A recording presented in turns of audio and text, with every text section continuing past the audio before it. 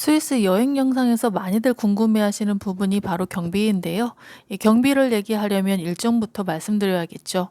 저희는 루체른에서 5박, 인터라켄에서 3박, 체르마트에서 2박, 그린델발트에서 4박, 총 14박 15일 일정이었습니다. 하루에 산 하나만 가는 널널한 일정으로 짰고요. 저희 일정이 궁금하신 분들은 더보기란과 댓글란에 구글 링크 누르시면 일정표 보실 수 있습니다. 참고하시면 되겠고요. 1년 전 일정이기 때문에 변동사항이 많습니다. 감안하시길 부탁드릴게요. 총 경비. 제가 큼직한 것들 따져보니까 결과적으로 4인 가족 기준 스위스 보름 여행에 1인당 500만 원 정도를 썼습니다. 총 2천만 원 정도죠.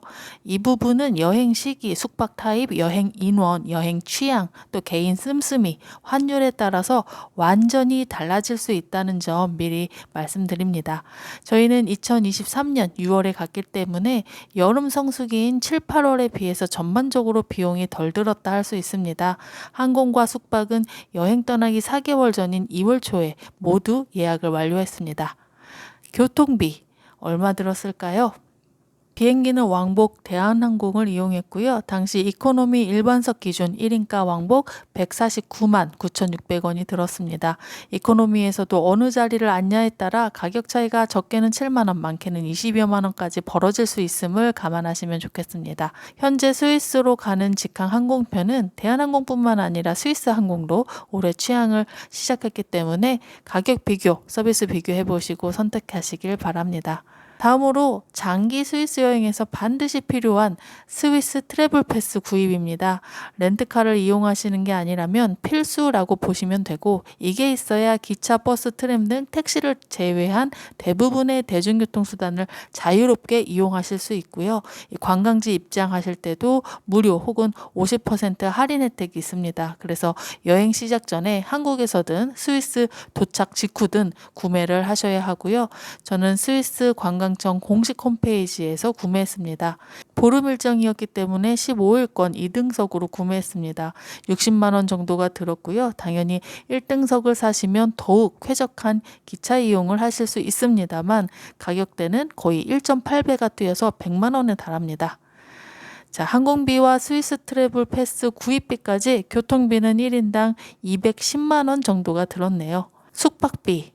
네, 숙박비도 시기에 따라 같은 곳도 이 가격 변동이 크기 때문에 감안하시길 바랍니다.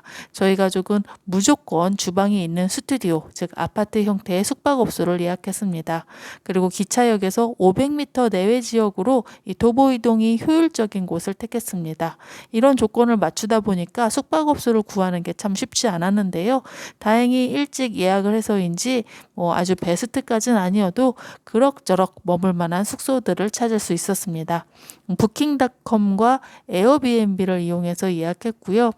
머물렀던 숙박업소들의 가격을 보면 1박에 제일 비쌌던 곳이 50만 원, 저렴했던 곳이 30만 원이었습니다. 1박에 50만 원은 넘지 말자라는 기준을 가지고 숙박업소를 찾았는데 스위스 물가가 워낙 비싸다 보니까 숙박업소도 저렴한 곳을 찾기는 어려웠습니다. 결과적으로 저희가 다녀온 숙소들은 비수기 기준 1박에 평균 40만 원 정도로 보시면 될 것 같네요. 그래서 14박을 묵은 전체 숙박업소 경비는 600만 원 정도가 나왔습니다. 결과적으로 1인당 150만 원 정도의 숙박비가 들었다고 생각하면 될 것 같네요. 그런데 제 동생이 나중에 혼자서 5일을 더 스위스 여행을 했는데 혼자 묵는 방 평균 1박 가격도 20만 원 정도 들었다고 하니까요. 온전히 혼자 숙박을 한다면 더 많이 들었겠죠. 저 150만 원이란 비용은 같이 숙박을 했을 때 그 인원수에서 n분의 1을 한 가격이기 때문에 좀 더 저렴하게 느껴지는 부분이 있습니다. 네, 여기까지 교통비와 숙박비 1인당 360만 원이 들어갔습니다. 그러면 이제 스위스 안에서 쓰는 경비를 볼게요. 식비입니다. 저희 가족은 스위스에서 식당에 가지 않았습니다. 외식하지 않은 이유는 일단 저희가 정말 구두쇠 자린고비 여행을 하느라 안 먹은 건 아니고요. 스위스 음식을 먹고 싶다는 기대가 솔직히 없었습니다. 스위스 분들께 죄송한데 기대가 없었어요. 일단 해외여행 경험이 저희 가족 모두 제법 있는 편이고 특히 유럽 쪽 음식은 저희 가족 입맛에 잘 맞거나 뭐 그렇다고 호기심을 자극하진 않더라고요. 물론 유럽도 나라별로 다 다르겠지만 솔직히 낮은 기대치를 갖고 굳이 비싼 음식을 사 먹고 싶지는 않았습니다. 더구나 쿱에 가면 이 퐁듀, 레스티 같은 이 대표 음식들을 집에서도 해 먹을 수 있게끔 재료가 판매되고 있더라고요. 더구나 스위스는 일반 레스토랑에 둘이 가서 파스타 2접시, 샐러드 1접시 정도만 주문해도 10만 원이 우습게 나와버리기 때문에 이 4인 가족이 배부르게 먹으려면 지출이 만만치 않은 건 사실입니다. 이것도 가족마다 외식 소비에 대한 기준이 다 다르기 때문에 제가 더 뭐라고 이 첨언을 하기는 어려울 것 같습니다. 그래서 한국에서 저희는 음식을 넉넉하게 일단 싸갔고요. 쿱, 미그로 이런 스위스 체인 마트에서 직접 재료를 사서 매일 해 먹었습니다. 저희가 매일 저녁 장을 봤는데 영수증을 보니까 하루 평균 우리 돈 6만 원 정도의 장을 봤더라고요. 이렇게 장 본 걸로 2끼는 집에서 해 먹고 또 한 끼는 도시락을 싸는 것까지 3끼를 다 해 먹었네요. 그러면 4명이 한 끼에 2만 원 정도 들었다 볼 수가 있고요. 물론 한국에서 가져온 일부 식재료 가격과 요리를 하는데 드는 인건비는 제외합니다. 그럼 매일 최대 6만 원의 장을 봤다고 하면 보름 동안 90만 원이 나오는데요. 장을 좀 넉넉히 봤다고 치고 계산하기 좋게 100만 원으로 잡아볼게요. 이걸 다시 n분의 1, 한 명분으로 계산하면 25만 원 정도의 식대가 나옵니다.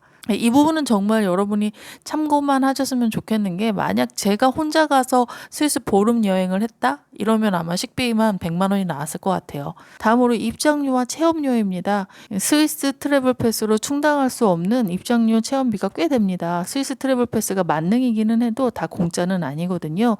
50% 할인이거나 일부 할인인 곳이 많습니다. 저희가 갔던 티틀리스 같은 경우에 스위스 패스로 반값 할인을 받고도 1인당 8만 원 넘는 입장료를 냈고요.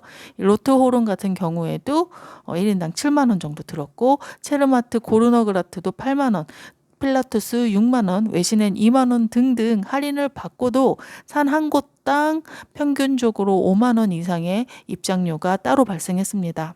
여기에 이제 융프라우 VIP 패스가 시원하게 또 대박가를 쳐주는데 동신항운 할인권과 스위스 트래블 패스 다 해서 중복 할인을 받아도 가격이 센 편입니다. 저희는 3일권을 끊었더니 1인당 약 32만 원이 나왔습니다. 그리고 저희가 인터라켄에서 패러글라이딩 체험을 했는데요. 이 체험이 보통 26만 원 정도인데 또 저희가 사진 및 동영상 촬영까지 해서 이 추가 요금 6만 원이 붙었습니다. 그래서 1인당 30만 원대의 패러글라이딩 체험을 했습니다. 대충 이걸 다 더하면 최소한으로 잡아도 100만 원 정도는 든다 할 수 있겠습니다. 여기까지 이 비용들을 다 합쳐보면 485만 원 가량이 나오는데요. 최소한으로 잡아서 보여드린 거기 때문에 거진 1인당 500만 원 정도가 들었다 이렇게 말씀드릴 수 있겠습니다. 자, 이렇게 끝내면 아쉬우니까 덧붙여서 여러분께 꼭 추천하고 싶은 건 바로 바베큐입니다. 스위스는 산마다 공원마다 바베큐 시설이 잘 되어 있습니다. 장작, 화로, 그릴 다 갖춰져 있고 무료로 누구나 이용할 수 있어서 마트에서 3,000원짜리 착화제랑 성냥 혹은 라이터만 준비해 가시면 쉽게 불을 피울 수 있습니다. 저희가 티텔리스 트립제, 인터라켄 튠, 외신엔 블라우제, 체르마트 수네가 이 4곳에서 바베큐를 4번이나 먹었습니다.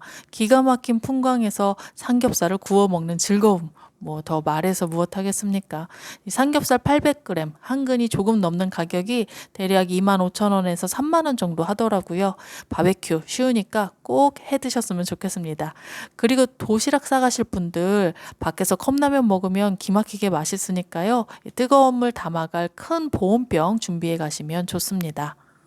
덧붙여서 저희는 6월에 가서 대단히 만족했습니다. 최대 성수기보다 사람이 덜 붐벼서 좋았고 대부분의 유명 트레킹 코스와 케이블카가 오픈을 해서 운영 중이었고요. 동절기나 비수기에 가면 휴장하는 곳이 꽤 많은데요. 6월에는 대부분 문을 열었고요.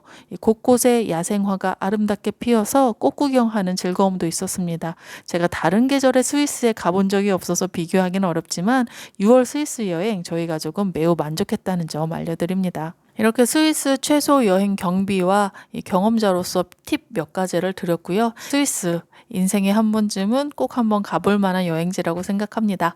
영상 봐주셔서 감사합니다.